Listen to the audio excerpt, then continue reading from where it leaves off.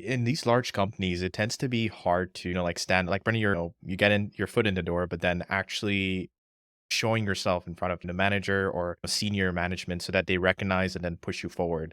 So how was that experience like? Because I feel a lot of people might struggle and might get siloed in a single department rather than expanding their horizon.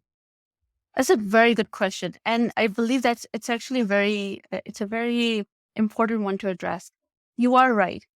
It's not just about being the great worker. And I have been guilty of it. I have been guilty of assuming that just because I'm doing the great work, someone's going to notice it and someone's going to advocate for me. And then I'm going to be recognized and I'll be moved into a different location, a different role, a different department.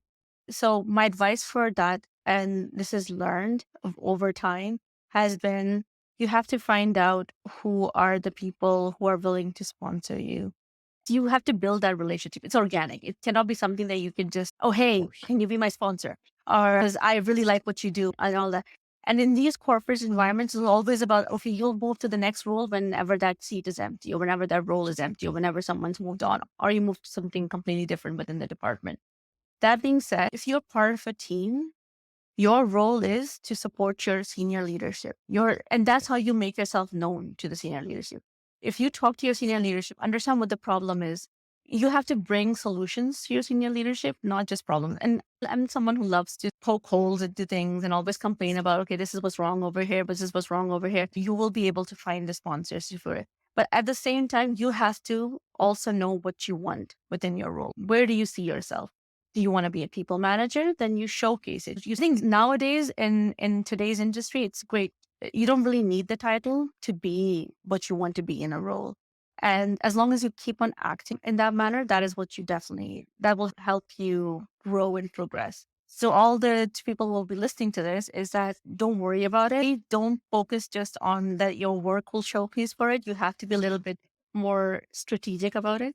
B is that when you are trying to showcase stuff to your senior leadership and you're trying to make sure that your senior leadership comes out shining to their senior leadership, be vocal with them. What do you want from your career? If in the next 5 years, 5 years is too long. If in the next 6 months or so, you see yourself, you want to play a pivotal role as a manager, leading a team and trying to solve data architecture solutions, tell them.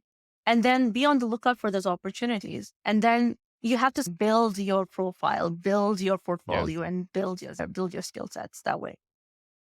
Yeah, that's a really good point. Like you had to take the initiative. I think so that's like the biggest thing. Like you can't just like, oh, just work and just assume. I think so that's the main point that you're getting that Jonas is gonna I'll see tell it. you, yeah, no, it's funny you say that because I'll tell you, I have known people who've been great, brilliant people, but they Yeah. just get labeled as workhorses, which is a very bad term to use. But essentially, that's what it is. People say these are people who, if you give the work to them, it'll get done.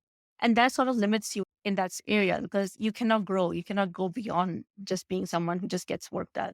Yeah. But that being said, if you are someone who likes that role and you just want to be someone who wants to get the work done, it's okay. Not everyone has that drive, and not everyone has to like keep on following or falling down that rat race.